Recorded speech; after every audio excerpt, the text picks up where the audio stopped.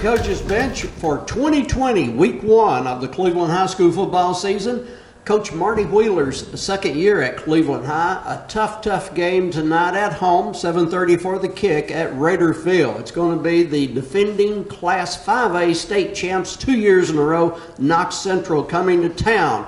Coach Marty Wheeler, welcome to the 2020 edition of Coach's Bench here on Mix 104.1. I appreciate your time each and every week. Thanks, Terry. You know, I'm always one of the highlights of my week to be able to sit down and talk football with you, and I look forward to it each and every week. And when you tell me we'd start today, I couldn't wait. I know. Well, anyway, Coach, thanks for the compliment. I appreciate it. Down to business here, week one, if you want to call it week zero, I don't know, with all the changes by the TSSAA. But anyway, the first game of the year tonight at home, thank the Lord, at Raider Field. Talk for a second, first of all, about the offensive scheme this year. Basically, what will the fans see tonight? Well, I mean, it's they'll see some similarities to last year's offense, I think, as far as we want to run the football. And we want to be able to throw the football based off, you know, having success. The more success we have running the football, the better I think our passing game can be. But there'll be a little bit of a wrinkle there, here and there, maybe some things that are slightly different from last year. We're more of a pro-style offense now. I do really like the way our offense has looked in the preseason. I've told our guys this repeatedly. You know, I like our run game, the way we go about running the football, and I like our passing game. I think it's very simple, yet it doesn't look simple. And so Coach Malone, Coach Fleming, Coach Benefield, Coach Washington have all done a great job of getting our kids on offense ready to go. Let's start with the big guys up front, the offensive line. Would you give us the people you're counting on up there? Well, as we go into week one, of course, Evan Neal is a guy who comes back at tackle for us. Bo Baker is a guy who comes back for us at center. Both those guys are starters from a year ago. Nick Nicodemus is a guy that we're counting on now at left tackle. He's definitely got the size and ability to be very productive for us.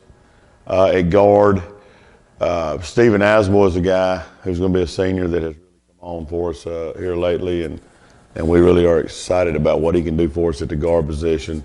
You know, and then Reed Malone, who transfers in here from Knoxville West, along with both Hallman brothers, Michael and Gabriel Hallman. Jared Canales was a guy that we also worked at guard, but he suffered an injury last week, so he's sidelined right now. But those guys are all guys that you know, and Coach Fleming does a good job with those guys. Where you know there's a rotation there. There's a couple guys we got on our line. Ethan Burns is a guy who plays on defense for us quite a bit, but also is a guy who we can plug in as a center if Bo's not healthy or maybe somebody else. Bo is a guy we can move to tackle. So, I mean, he's got combinations he can move around. But those are the guys, you know, in a nutshell, that we're looking for big things out of and counting on heavily as we get started. Gage Kinsley's back this year as the quarterback. Oh, yeah. Gage, probably it's like a difference in night and day with him, you know, from a year ago. He's been here a year. His teammates, he gained the trust of his teammates last year, but you could tell going in from the beginning that his teammates trust him. And Gage has really improved and worked hard at improving to run our offense the way we want it to be ran. And Gage has had a great fall camp so far, throwing the ball really well. And, you know, our team believes in Gage, and I believe in Gage, and our coach staff believes in Gage. So we're looking for him to do a great job leading our offense. Tito Boyd, I would assume, is the main ball carrier. A lot of talent, great attitude, good kid. All those, you know, and you don't see that all the time. But Tito Boyd is a special player for us. But you know, I say it, he's a downhill runner. We know that. He had a really good sophomore year. You know, the big thing is he doesn't have a bad day. You know what I mean? Most of the time, you can count on him to go out to practice and get something done. with a purpose. But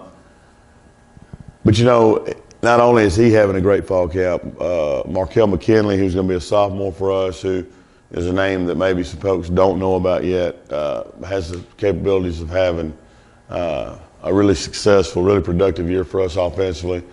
He's a guy who has unbelievable ability. He just hadn't realized it yet, And so, also Brian Beard at running back, who's just a ninth grader. Really excited about what he can bring to the table from a depth standpoint, and he should have a very bright future ahead of him in this program. So, really excited about. I know Tito's probably excited about running behind some bigger guys, but also I think he really likes the offense and the way our run game is set up. I think he's did a really nice job of adjusting to that. Clay McGowan comes back for you as a wide out. You have a transfer in, Dustin Thomas, and so a good passing game. Sure, Clay does come back from a year ago, and Clay is you can tell he's more comfortable out there again after, with a year under his belt. Clay's a guy that you can count on. I don't care where we're at, where we're playing. He's just that type of player. A guy that you feel comfortable when his number's called as the coach. You feel really good about, what he's got the capability of doing. You can count on him. The biggest thing. Destin is a guy who comes back to us and tremendous athlete. Works hard at practice. I think his expectations are very high for himself, and that's great to see because we have high expectations for him. Not only those guys, but Didaz Bridges comes back to Cleveland after being gone for a year as a slot receiver. Tate O'Brien is a guy that you'll see along with a couple other guys like a Lamar Anders and maybe a Christian Fawley at tight end. But Tate O'Brien will be the guy who starts for us at tight end right now. He's had a really good fall camp at tight end as well as linebacker. So Davin Wilson is another guy who and Aaron Jones, who we know plays on defense, have repped at slots too. So really, we got more depth, Terry, than we had this time a year ago. And so and when you have depth like that, if they're not doing what what I love about that is if they're not doing what we want them to do, you move to the side and we'll get somebody else. Well, speaking of moving to the side, we're going to move to the side for just one moment. We'll be back after this short break with more Coach's Bench on Mix 104.1. On segment 2 of Coach's Bench with Coach Marty Wheeler, just before kickoff on Mix 104.1. If you can be at the stadium, be at Raider Field tonight. Remember the new social distancing rules, the limited admission as far as people in the stands. But if you can be here at all, please come by and see the Blue Raiders tonight. Take on Knox Central. Coach Wheeler, we talked about the offensive unit. Some of the highlights of your defensive unit this year. Well, we have a new defensive coordinator this year, David Barger, who has come in from Middle Tennessee, and he has done a great job so far, along with Coach Barber. Martez Barber's on staff with us now, coaching our linebackers. Coach Casey Highbarger does our defensive line, and Coach Virgil Henderson does our outside linebackers. And so Coach Barger is not only the coordinator, but he handles the secondary. So not only do we have a new staff on the defensive side of the ball, we have a new scheme. We play a different scheme now defensively, and I really like our scheme and like where we're headed, like the way our coaches coach our kids, And what we found out, I think, over the course of camp is that, when our guys do what they're coached to do and they're disciplined about what it is they're supposed to be doing defensively, their responsibilities, we have capabilities of being a pretty good defense. And when we don't do that, then we're not very good at all on defense. And so it's that simple. There's no gray area there for us. And I think that's with a lot of folks. So, our guys are young. We're fairly young on defense. Excuse me. Especially, up in the front part of our defense. So that's good. And that's bad, It's good that they're learning. I mean, you watch them, and every day they go out there. I think they're trying to learn. They want to learn. They seem eager to learn what it is we want them to do. Lack of experience is something that's always a concern when you're playing young people. But Guys on defense that we expect. Big things out of Ben Gray returns as a nose guard for us. Ben has lost probably 30, 35 pounds. He's trimmed up. He's that much quicker, I think. He should cause some problems for some folks, I think, if he continues to progress. Aaron Jones is a guy who comes back in the secondary for us, who, we're excited about him having a great senior year.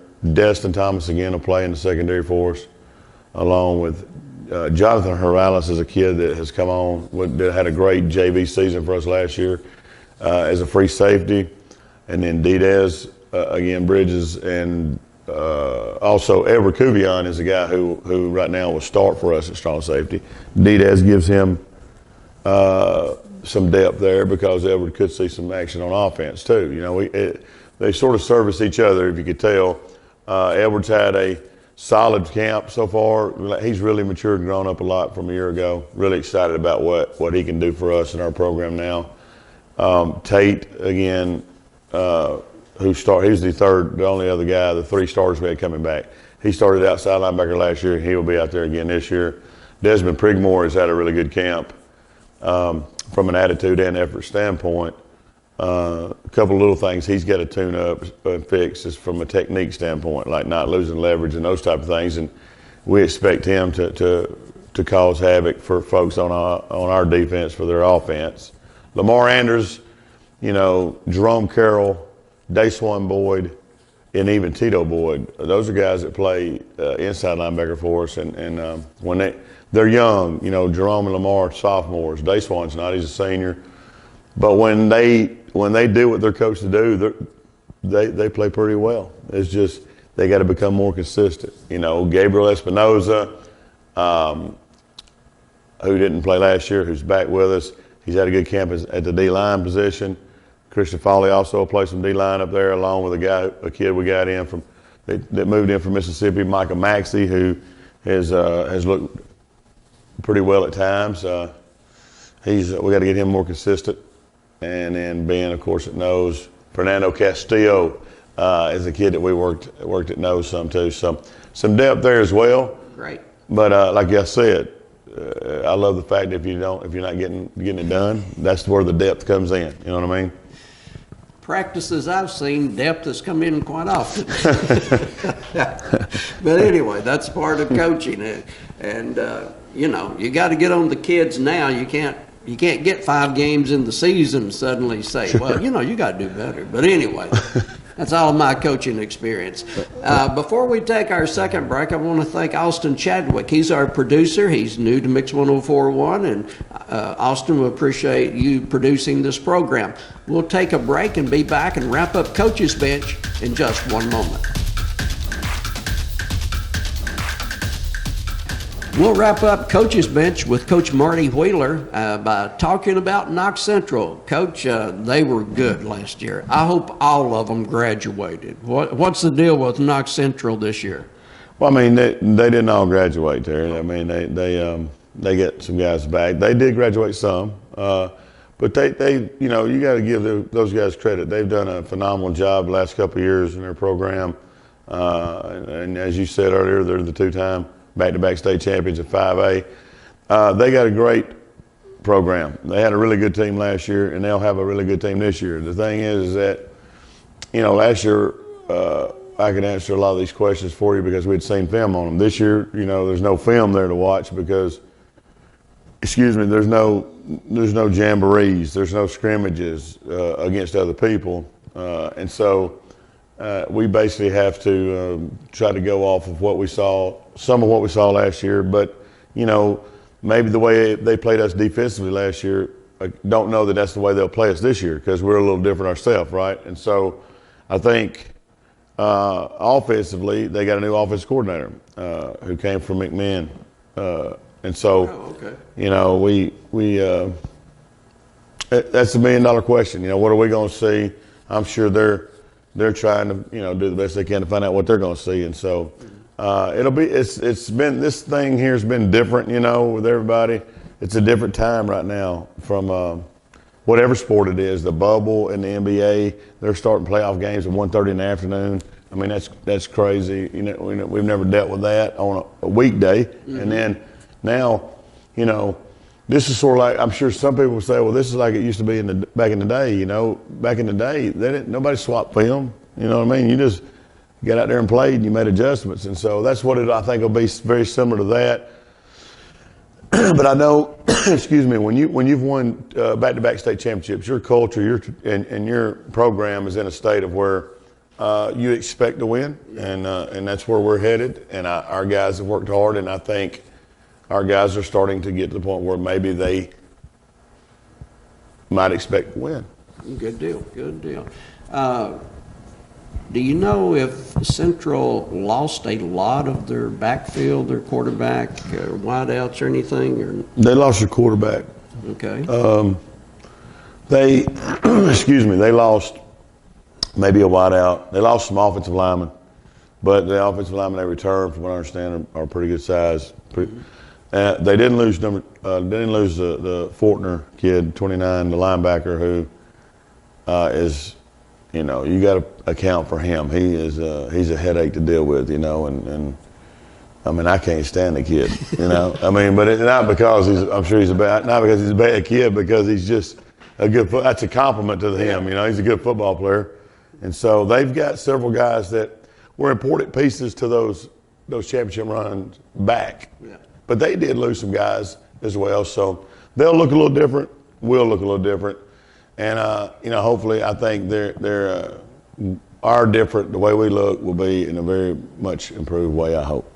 Coach Marty Wheeler, it's always a pleasure. I love talking to you. Next year we'll make this a 2-hour program and go from there. Well, seriously, thanks again for everything. And we hope to see you at Raider Field tonight, 7:30 for the kick. It's a Marty party, hopefully around 10 o'clock tonight on Raider Field.